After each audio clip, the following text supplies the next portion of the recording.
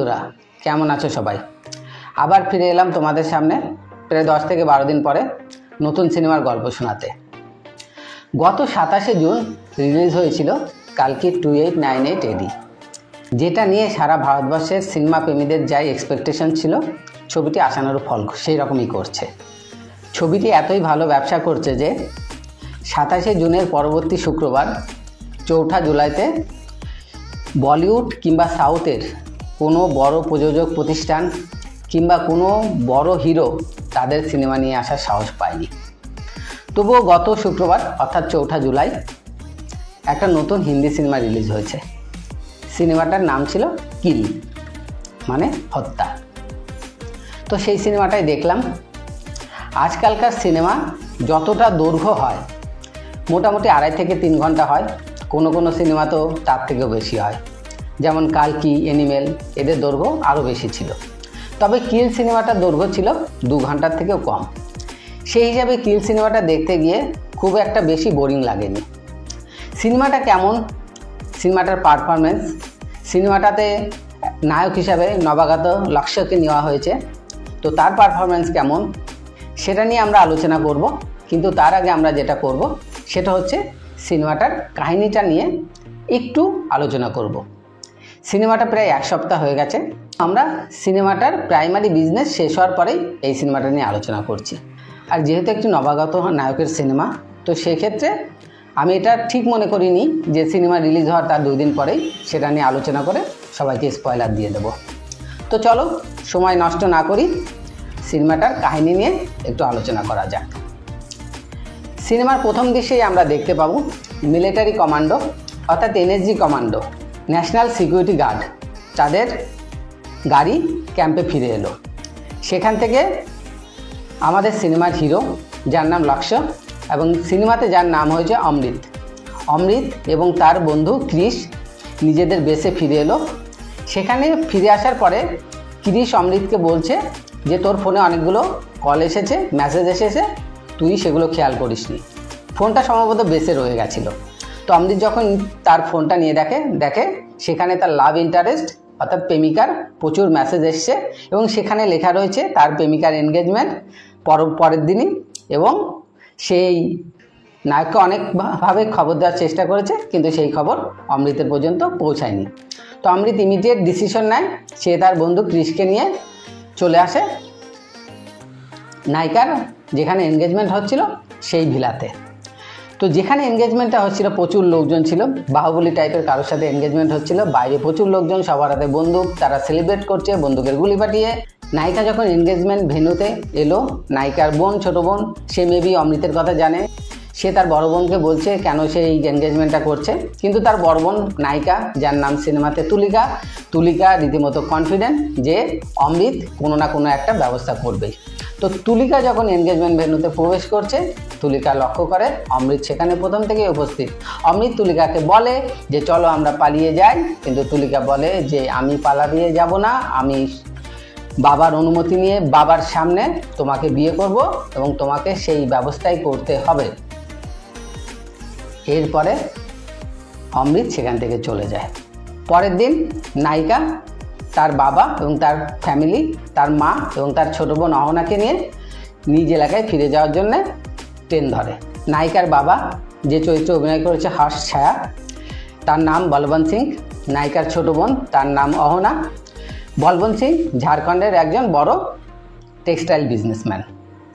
তো নায়িকা এবং তার ফ্যামিলি যে ট্রেনে উঠেছে ঝাড়খণ্ডে ফিরে যাওয়ার জন্যে, ট্রেনে উঠে নায়িকা দেখে নায়ক অমৃত এবং তার বন্ধু ক্রিশ সেই ট্রেনেই উঠেছে তাদের সাথে ট্রাভেল করার জন্যে। এবং ট্রেনের মধ্যেই অমৃত একটা রিং নিয়ে তুলিকা অর্থাৎ নায়িকাকে প্রপোজ করে। নায়িকা অ্যাকসেপ্ট করে। নায়িকা তার হাতের এনগেজমেন্ট রিং খুলে ফেলে দিয়ে অমৃতের দেওয়া এনগেজমেন্ট রিং পরে নেয়। এরপরে যে যার সিটে ফিরে আসে। এর মধ্যে আমরা দেখতে পাই যে একটা পেট্রোল পাম্প থেকে একজন ছেলে, মানে একটা ইয়ং ছেলে, একটা ফোন পায় এবং ফোন পেয়ে সে স্টেশনের উদ্দেশ্যে রওনা দেয়। স্টেশনে এসে সে তার দলবল নিয়ে ওই ট্রেনের মধ্যে ওঠে। এখানে যে ইয়ং ছেলেটার কথা বলছি সেই চরিত্রে অভিনয় করেছে রাঘব জুয়েল, নাম হয়েছে মনু। তো রাঘব জুয়েল তার দলবল নিয়ে যখন ট্রেনে ওঠে, তাদের মূল উদ্দেশ্য ছিল ডাকাতি করা। ট্রেনে ওঠার পরে রাঘব অর্থাৎ মনু ফোন করে তার বাবাকে। তার বাবা দূরে কোথাও একটা জায়গায় ওয়েট করছিল একটা ক্রসিংয়ের কাছে। মনুর বাবার চরিত্রে অভিনয় করেছে আশিস বিদ্যার্থী। সে তার বাবাকে বলে, আমরা ট্রেনে উঠে পড়েছি। এরপরে ট্রেন ছেড়ে দেয়। এদিকে যখন নায়িকাকে রিং পরানোর পরে অর্থাৎ তুলিকাকে রিং পরানোর পরে অমৃত নিজের সিটে ফিরে আসে। সিটে ফিরে এসে তুলিকার সাথে মেসেঞ্জারে কথা বলতে থাকে। কিছুক্ষণ পরে মনু এবং তার দলবল যারা বিভিন্ন কম্পার্টমেন্টে ট্রাভেল করছিল, তারা একটা কম্পার্টমেন্টকে টার্গেট করে এবং তাদের টার্গেট ছিল সেই কম্পার্টমেন্টে যাত্রীদের থাকে তারা ছিনতাই করবে, লুটপাট করবে এবং সমস্ত কিছু কেড়ে নেবে। কম্পার্টমেন্টের নাম্বার ছিল A2। এরপরে মনু এবং তার সমস্ত দলবল যখন এক এক করে সবাই A2তে চলে আসে, A2র ফ্রন্ট এবং ব্যাকডোর বন্ধ করে দেওয়া হয়। ট্রেনের মধ্যে ফ্রন্ট এবং ব্যাকডোর বলতে দুটো শাটার নামিয়ে দেওয়া হয় এবং তার আগে যেটা করা হয়, এই দলের একজন একটা জ্যামার লাগিয়ে সবার মোবাইলের সিগন্যাল জ্যাম করে দেয়।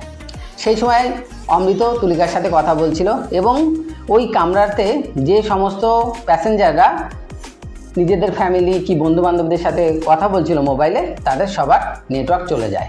তৎক্ষণাৎ মনু এবং তার সমস্ত দলবল অ্যাক্টিভ হয়ে যায় এবং তাদের ছিনতাই কাজ শুরু করে। ট্রেনের মধ্যে ছিনতাই যেভাবে হয় ঠিক অ্যাকচুয়ালি সেইভাবেই ছিনতাই শুরু হয়ে যায়। প্রত্যেকের কাছ থেকে এলো পাথারিভাবে সবাইকে মেরে সবার কাছে যা যা আছে সব কিছু কেড়ে নেওয়া হতে থাকে। এমনকি অমৃতের হাত থেকেও তার মোবাইল নিয়ে নেওয়া হয়। কিন্তু অমৃত আফটার অল ছিল এনএসজি কমান্ড এবং শুধু অমৃত নয়, অমৃত এবং তার বন্ধু দুজনেই ছিল এনএসজি কমান্ড। তো অমৃত এবং তার বন্ধু দুজনে সিটের থেকে নেমে আসে। তারা আপার বার্থে ট্রাভেল করছিল, সিট থেকে নেমে আসে এবং হঠাৎ করে সাডেনলি তারা ওদের উপর অ্যাটাক করে। অমৃত যেহেতু একজন এনএসজি কমান্ড ছিল, তো অমৃতের যে স্টাইল এবং অমৃতের যে স্বতঃস্ফূর্ততা সেটা ওদের তুলনায় অনেক বেশি ছিল। কিন্তু অমৃত এবং কৃষ ছিল সংখ্যায় দুজন, আর মনু এবং তার দলবল প্রায় 30 থেকে 40 জন। এখানে আরেকটা কথা বলে রাখি, মনুর যে দলবল ছিল অ্যাকচুয়ালি তারা সবাই ছিল মনুর ফ্যামিলি। তার বাবা, কাকা, চাচা, কাজিন এরা সবাই মিলেই ডাকাতি করতে উঠেছিল। তো কাহিনী এমন পর্যায়ে পৌঁছালো যে একদিকে অমৃত এবং তার বন্ধু কৃষ, অন্যদিকে মনু এবং তার দলবল, দুই দলের মধ্যেই হ্যান্ড টু হ্যান্ড কমব্যাট শুরু হয়ে গেল। সিনেমাতে একটা জিনিস খুব ভালো দেখানো হয়েছে যে সিনেমাটাতে ম্যাক্সিমাম অ্যাকশন দেখানো হয়েছে হ্যান্ড টু হ্যান্ড।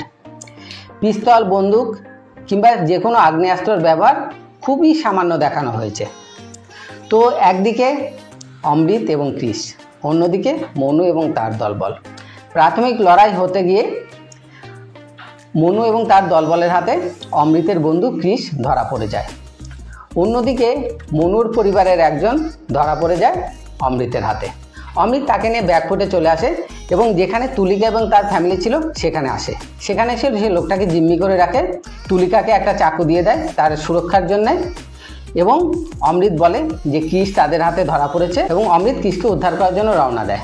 তখন তুলিকা বলে যে তার ছোট বোন অহনা বাথরুমে গেছিল কিন্তু সে তখনও ফিরে আসেনি এবং সবাই খুব চিন্তিত অবস্থায় আছে, কারণ অহনা পুরো বগিতে কোথাও নেই। তুলিকা তখন অমৃতকে বলে অহনা তার ছোট বোন, সে তাকে খুবই বেশি ভালোবাসে, সেটা কিনা স্বাভাবিক ব্যাপার। সো যে করে হোক অমৃত যেন অহনাকে উদ্ধার করে আনে। অমৃত তাকে কথা দেয় সে অহনাকে উদ্ধার করে আনবে, সে খুঁজে নিয়ে আসবে অহনা কোথায় আছে। অমৃত A2 মানে যেখানে ডাকুরা হামলা করেছে তার উদ্দেশ্যে রওনা দেয়। তার উদ্দেশ্য ছিল কৃষকে বাঁচানো, অর্থাৎ তার বন্ধু কৃষকে বাঁচানো এবং কোনো না কোনো উপায়ে অহনাকে খুঁজে বের করে অহনাকে উদ্ধার করা। এদিকে আমরা দেখতে পাই অহনা বাথরুমে গেছিলো, ঠিক সেই মুহূর্তেই অ্যাটাকটা করা হয়েছিল। তো অহনা সেখান থেকে বেরিয়ে এসে একটা সিটে চুপচাপ অন্য প্যাসেঞ্জারদের সাথে বসে আছে। এবার অমৃত যখন কৃষকে উদ্ধার করার জন্যে সেই পার্টিকুলার বগির দিকে আসতে থাকে, ঠিক সেই সময়ে মনু ছাদের উপর দিয়ে গিয়ে সেই বগিতে চলে যায় যে বগিতে তুলিকা এবং তার বাবা ছিল। এটা তারা দূর থেকেই দেখতে পায় যে কোন বগিতে তাদের দলের একজনকে বেঁধে রাখা হয়েছে। তো মনু চলন্ত ট্রেনের ছাদের উপর দিয়ে এসে নামে এবং তাকে উদ্ধার করে নেয়। মনু যখন তার দলের ব্যক্তিকে উদ্ধার করে এবং সেখানে সে দেখা পায় তুলিকা এবং তার বাবার। তুলিকার হাতে যে চাকু দিয়ে গেছিল অমৃত, তুলিকা নিজেকে প্রোটেক্ট করার চেষ্টা করে, কিন্তু সেটা পারে না। তুলিকার বাবা মনুকে থ্রেট করে যে সে খুব ক্ষমতাশালী ব্যক্তি, মনু যদি তাকে কিছু করে, তার এবং তার ফ্যামিলির কোনো ক্ষতি করার চেষ্টা করে, তাহলে পুরো ঝাড়খণ্ডের পুলিশ তাকে ছাড়বে না, তার পুরো দলবলকে শেষ করে দেবে। এই মুহূর্তে এসেই মনু জানতে পারে যে তুলিকার বাবা বলবন্ত সিং ঝাড়খণ্ডের একজন বিশাল বড় বিজনেসম্যান। কিন্তু মনু সেদিকে কর্ণপাত না করে মনু ব্যাপারটার অন্য সাইড ভেবে দেখে। এত বড় বিজনেসম্যান, তার ফ্যামিলিকে যদি তারা জিম্মি করতে পারে তাহলে তারা তার বিনিময়ে প্রচুর টাকা পয়সা পেতে পারে। তুলিকার হাতে চাকু ছিল, তুলিকা নিজেকে বাঁচানোর জন্য মনুকে অ্যাটাক করে। মনু প্রথমে ব্যাপারটা হালকা মেজাজে নেয়, কিন্তু তুলিকা তাকে একের পর এক অ্যাটাক করতেই থাকে, তাতে মনুর হাত কেটে যায় এবং মনু রাগের বশে তুলিকাকে একবার চাকু মেরে দেয়। কিন্তু তুলিকাকে যখন মনু মেরে দেয়, ঠিক অন্য বগিতে তখন অমৃত মনুর দলবলের সাথে লড়াই করছিল। অমৃত সেটা দেখতে পায় এবং অমৃত দূর থেকে দেখতে পায় যে মনু তুলিকাকে বারবার চাকু দিয়ে আঘাত করে, তার পেটে, তার গলায়, এবং তুলিকাকে মেরে দেয়। শুধু মেরেই দেয় না, তুলিকাকে ট্রেনের থেকে ছুঁড়ে ফেলে দেয়। এই দৃশ্য দেখার পরে অমৃত পুরোটাই ব্রেকডাউন হয়ে যায়। আর ঠিক এই অবস্থায় মনুর দলবলের লোকজন অমৃতকে অ্যাটাক করে এবং অমৃতকে মারে। অমৃতকে মেরে অমৃতের গলায় চেন বেঁধে তাকে টেনে নিয়ে যায়, যে অমৃতকে তারা ফেলে দেবে। অমৃতকে ঠিক সেখানেই নিয়ে যাওয়া হয়, মানে সেই বগিতেই নিয়ে যাওয়া হয় যেখানে তুলিকাকে মার্ডার করা হয়েছিল। অমৃত আহত অবস্থায় কোনোভাবে উঠে দাঁড়ায়। সে দেখতে পায় তুলিকার রক্তাক্ত হাতের ছাপ দরজার কাছে লেগে আছে। সেটা দেখার পরে সে আরও বেশি নিজেকে অসহায় মনে করে, কিন্তু মুহূর্তের মধ্যেই তার মধ্যে প্রতিশোধের আগুন জ্বলে ওঠে। যখন মনু এবং তার দলবলের সবাই ভাবছে যে তারা অমৃতকে কাবু করে ফেলেছে, তারা অমৃতকে মেরে ফেলবে, প্রায় শেষ করে দেওয়ার পথে, ঠিক তখনই অমৃত আবার নিজের পূর্ণ শক্তিতে তাদেরকে আক্রমণ করে। এবং এই মুহূর্তে এসে অমৃত একেবারে ক্ষেপচোরাস হয়ে ওঠে। তুলিকাকে মার্ডার করার যে আঘাত অমৃত পায়, সেটা অমৃতের মধ্যে এতটাই প্রতিহিংসা জাগিয়ে তোলে যে অমৃত যাকে মারতে থাকে কোনো রকম দয়া মায়া দেখায় না। অমৃত নির্মমভাবে মনু এবং তার দলের লোকজনকে একের পর এক মারতে থাকে এবং এমনভাবেই মারতে থাকে মানে সেটা ভাষাই বলার যোগ্য না। যাকে একবার মারছে সে শেষ, মানে সে যদি জীবিতও থাকে তার আর উঠে দাঁড়ানোর ক্ষমতা নেই। হাত পা যার যেভাবে পারছে ভেঙে দিচ্ছে, কারোর মুখের মধ্যে চাকু মেরে দিচ্ছে, তো কারোর চোখের মধ্যে ফায়ার এক্সটিংগুইশার দিয়ে মেরে মাথা টাথা থেতলে দিচ্ছে। অমৃতের এই ভয়ানক রূপ অন্য বগি থেকে মনু এবং তার বাকি সাথীরা যখন দেখছিল, মানে তারা রীতিমতো মানে ভয় পেয়ে গেছিল। মানে তারা বুঝতে পারছিল না যে তারা পালাবে না তারা সেখানে থেকে সেই রাহাজানি বা ছিনতাই কন্টিনিউ করবে। এতগুলো লোক মারা যাওয়ার পরে স্বভাবতই মনু এবং তার বাবা আশিস বিদ্যার্থী যে চরিত্রে অভিনয় করছিল, সেও ততক্ষণে ওই ট্রেনে উঠে পড়েছে। তারা রীতিমতো ভয় পেয়ে যায়। অবস্থা এত ভয়ানক পরিস্থিতিতে পৌঁছানোর জন্য আশিস বিদ্যার্থী তার ছেলেকেই প্রাথমিকভাবে দায়ী করে। সে বলে সে কেন তুলিকা অর্থাৎ এই মেয়েটাকে কেন সে মার্ডার করলো। মনু বলে যে মেয়েটা আমাকে অ্যাটাক করেছিল, সেই জন্যই আমি তাকে মার্ডার করেছি। তবুও সে তার ছেলেকে দায়ী করে যে তুমি যদি এই মেয়েটাকে মার্ডার না করতে তাহলে এই অবস্থায় এসে দাঁড়াতো না, আমাদের এতগুলো লোককে হারাতে হতো না। মনুর বাবা যদিও মনুকে এই জন্য দায়ী করে, কিন্তু মনু বলে আমরা ডাকাতি করতে এলে এই সমস্ত ঘটনা ঘটতেই পারে, অতএব এ নিয়ে এত চিন্তিত হওয়ার কিছু নেই। আমরা অনেক লোক আছি, আমরা যে করেই হোক ওই এনএসজি কমান্ডোকে কাবু করে ফেলবো, আর তারপরে তার ওই এনএসজি কমান্ডের বন্ধু আমাদের হাতেই বন্দি আছে। এরপরে সিনেমার পরবর্তী অংশ জুড়ে যতটুকু আছে পুরো সিনেমাটা মোটামুটি হ্যান্ড টু হ্যান্ড মারামারি চলতে থাকবে। মারামারির বিভিন্ন পর্যায়ে দেখা যাবে যে কখনো অমৃত এদের উপর ভারী পড়ছে, কখনো মনু তার দল অমৃতের উপর ভারী পড়ছে। অমৃতকে তো কখনো তারা হয়তো ধরে ফেলছে, আবার কিছুক্ষণের মধ্যেই অমৃত তাদের হাত থেকে ছুটে পালিয়ে যাচ্ছে। এইভাবেই চলতে থাকবে, কাহিনী এগোতে থাকবে। এর মধ্যেই মনুর যে চাচা ছিল সে অমৃতের হাতে মারা পড়বে, আর মনুর যে চাচাতো ভাই ছিল সে তার বাবার মৃত্যুতে এতটাই খেপচুরাজ হয়ে উঠবে, সে অমৃতকে অ্যাটাক করবে। অমৃত প্রথমে তার সাথে পেরে উঠবে না, তার সাথে অ্যাকচুয়ালি 2-3 বার অমৃতের ফাইট হবে। প্রথমবার তো অমৃত তার সাথে পেরে উঠবে না, দ্বিতীয়বারও অমৃত তাকে কাবু করতে পারবে না। কিন্তু ওই ট্রেনের মধ্যেই 2-3 জন মহিলা ছিল যারা অমৃতের সাথে লড়াই করতে উৎসাহী ছিল। যদিও তারা মহিলা, অমৃত তাদেরকে মানা করে, কিন্তু তারা বলে যে কেউ তোমাকে সাহায্য করছে না, আমরা যদি তোমাকে সবাই সাহায্য করতাম প্রথম থেকেই তাহলে এই অবস্থায় আমাদের পৌঁছাতে হতো না। যদিও এখন দেরি হয়ে গেছে, তবু আমরা তোমাকে সাহায্য করব। তো মনুর যে চাচাতো ভাই ছিল তার সাথে যখন অমৃতের লাস্ট ফাইট হচ্ছে, কিন্তু এই লাস্ট ফাইটেই ট্রেনের মহিলারা যারা অমৃতের সঙ্গী ছিল তারা পেছন থেকে মনুর চাচাতো ভাইকে অ্যাটাক করে এবং সে অমৃতের কাছে হেরে যায়। অ্যাকচুয়ালি তাদের আঘাতেই মনুর চাচাতো ভাই মারা যায়। এই কন্টিনিউ অ্যাকশনের মধ্যে মাঝে মাঝে 2-1টা ঘটনা ঘটতে থাকে। এর মধ্যে অমৃত তার বন্ধু কৃষকে ছাড়িয়ে নেবার পরে অমৃত কৃষকে তুলিকার বাবা অর্থাৎ বলবন্ত সিংকে দেখাশোনা করার জন্য একটা বগিতে রেখে সে সামনে এগিয়ে যাবে। কৃষ যদিও অমৃতকে সাহায্য করার জন্য এগিয়ে যেতে চাইবে, কিন্তু অমৃত তাকে মানা করবে। অমৃত যখন এগিয়ে চলে যাবে তখন অমৃতের বন্ধু কৃষ এবং বলবন্ত সিং অর্থাৎ তুলিকার বাবা দুজনে মিলে একটা বুদ্ধি করবে এবং তারা কিছু পোশাক এক জায়গায় জড়ো করে সেটাতে আগুন ধরিয়ে দেবে। ধরিয়ে দিয়ে সেটাকে একটা ট্রেনের দরজার সামনে রেখে দেবে। তো ট্রেনটা যখন একটা স্টেশন ক্রস করছিল তখন ওই স্টেশনে বসে থাকা একজন টিটি সেটা দেখতে পাবে এবং সে দেখতে পাওয়ার সাথে সাথে সে ওই ট্রেনের যে সিকিউরিটি গার্ড ছিল তাদেরকে ফোন করবে এবং বলবে যে তোমাদের ট্রেনে আগুন লেগে গেছে। তখন এবং সে বগি নাম্বারটাও বলে দেবে। তখন ওই ট্রেনের মধ্যে যে সমস্ত 2জন পুলিশ অফিসার ছিল, পুলিশ অফিসার মিন্স কনস্টেবল টাইপের, তো তারা ওই বগিতে চলে আসবে এবং ওই বগিতে এসে তারা দেখতে পাবে যে রীতিমতো অ্যাকশন সিকোয়েন্স চলছে এবং তারা বন্দুক নিয়ে ব্যাপারটাকে কন্ট্রোল করার চেষ্টা করবে। তো পুলিশের আসার পরে মনুর দলবল কিছুক্ষণের জন্য সারেন্ডার হয়ে যাবে। এর মধ্যে যেটা হয়েছে, মনুর বাবা মনুকে ট্রেন থেকে নামিয়ে দিয়েছে। মনু সেখান থেকে পালাবে না, কারণ মনু তখন বুঝে গেছে যে ট্রেনের মধ্যে পুলিশ এসে গেছে এবং পুলিশ এসে যাওয়ার কারণে তার ফ্যামিলি এবং তার বন্ধুবান্ধব যারা আছে তাদের বিপদ বাড়বে। অর্থাৎ মনু আবার দৌড়ে দৌড়ে ট্রেনে উঠে পড়বে। ট্রেনে উঠে যে কম্পার্টমেন্টে পুলিশ ছিল সেই কম্পার্টমেন্টে আসবে এবং পেছন থেকে অ্যাটাক করবে। এরপরে আবার সেই কাহিনীর পুনরাবৃত্তি ঘটতে থাকবে। আবার hand to hand combat, hand to hand মারামারি। একদিকে অমৃত, একদিকে মনুর বাবা এবং তার দলবল।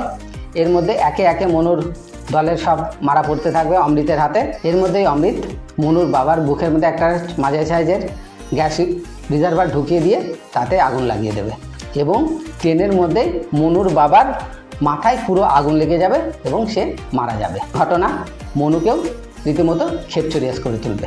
তারপরে সে এবং তার যে বাকি যে দলবল যারা বেঁচে ছিল তারা অমৃতকে অ্যাটাক করবে। একে একে অমৃত সবাইকেই মারবে, কিন্তু সবাইকে মারতে মারতে অমৃত খুব টায়ার্ড হয়ে যাবে। অমৃতের টায়ার্ড হয়ে যাওয়ার সুযোগ নিয়ে মনু অমৃতকে অ্যাটাক করবে। প্রথমে সে অমৃতের উপর ভারী পড়বে। আফটার অল অমৃত ছিল এনএসজি কমান্ড, তার দক্ষতা এবং পারদর্শিতা একজন সাধারণ ডাকাতের তুলনায় অনেক বেশি। তো একটার সময় অমৃত আবার রিভার্ট ব্যাক করবে এবং মনুকেও সে নৃশংসভাবে হত্যা করবে। ট্রেন গন্তব্যস্থানে পৌঁছে যাবে। তুলিকার বোন অহনা এবং তুলিকার বাবা নেমে তাদের গন্তব্যে চলে যাবে এবং অমৃত সেখান থেকে নেমে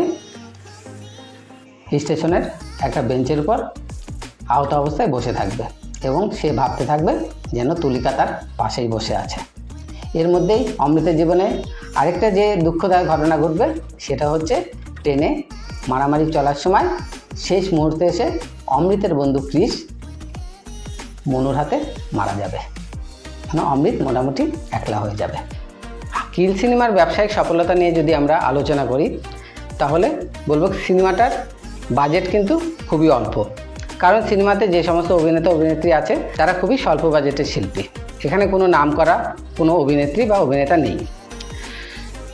স্বল্প বাজেটের সিনেমা হলেও সিনেমাটা হয়তো তার বাজেট পুরোপুরি রিকভার করে নিত, কিন্তু সেই পথে বাধা হয়ে দাঁড়িয়েছে কালকি 2898 AD।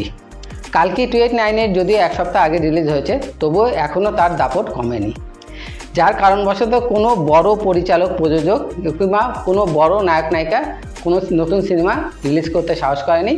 তো সেখানে সাধুবাদ জানাতে হবে যে কিল সিনেমাটা রিলিজ করা হয়েছে, একজন নবাগত নায়ককে দিয়ে এই সিনেমা রিলিজ করানো হয়েছে। তবে এই সিনেমার সবচাইতে বড় অ্যাচিভমেন্ট যেটা হলো, এই সিনেমাটি দেখে হলিউডের বিখ্যাত ফ্র্যাঞ্চাইজি জন উইকের পরিচালক এই সিনেমাটার প্রশংসা করেছে, এবং তার এক এবং একমাত্র কারণ হচ্ছে এই সিনেমাটার হ্যান্ড টু হ্যান্ড অ্যাকশন দৃশ্য। জন উইকের যে পরিচালক, সে প্রথমে কেনু রিভসের জন্য ম্যাট্রিক্সে স্ট্যান্ডম্যানের কাজ করত, এবং পরে সে কেনু রিভসকে নিয়েই জন উইকের ফ্র্যাঞ্চাইজি, এবং যে ফ্র্যাঞ্চাইজিতে 4টি সিনেমা তৈরি হয়েছে। আর জন উইক সিনেমাটা যে কোন লেভেলের অ্যাকশন আছে এবং হ্যান্ড টু হ্যান্ড কমব্যাট কী লেভেলের আছে, সেটা নিশ্চয়ই আমার নতুন করে বলার কিছু নেই। জন উইকের পরিচালক চার্লস এফ স্টাইলেস্কি নিজে ঘোষণা করেছে যে কিল সিনেমাটার রিমেক সে তৈরি করবে। মেবি আমরা সেই রিমেকে হয়তো কেনু রিভসকেই দেখতে পাবো। আর যদি অভিনয়ের কথা বলি, এই সিনেমাটাতে সবচাইতে ভালো অভিনয় করেছে রাঘব জুয়েল, অর্থাৎ মনু চরিত্রে রাঘব জুয়েল।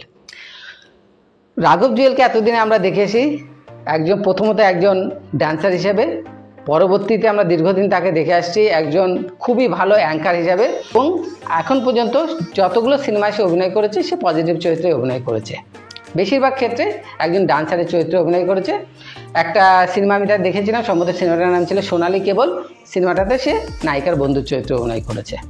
তবে এই সিনেমাটাতে রাঘব জুয়েলের অভিনয় নিঃসন্দেহে চোখে লাগার মতো। তার চরিত্রের নৃশংসতা সে যেভাবে ফুটে তুলেছে সেটা অবশ্যই প্রশংসার দাবি রাখে। নবাগত নায়িকা চরিত্রে তুলিকা চরিত্রটি খুব বেশি সুযোগ পায়নি, খুব বেশি সিনেমায় স্পেস পায়নি, তবে যেটুকু পেয়েছে সে সাধ্যমতো চেষ্টা করেছে।